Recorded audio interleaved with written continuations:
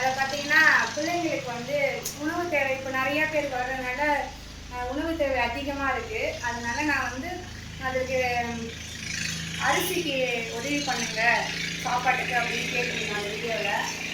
அதை பார்த்துட்டு ஒரு சகோதரி வந்து அவங்க பேர் பார்த்தீங்கன்னா கவிப்பிரியா கண்ணன்.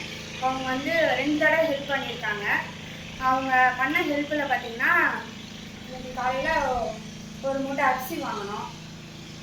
இப்போ பார்த்தீங்கன்னா இந்த அரிசி இப்போ உங்களுக்கு 15 நாளைக்கு வரும் பிள்ளைங்களுக்குலாம். அவங்களுக்கு ரொம்ப நன்றி.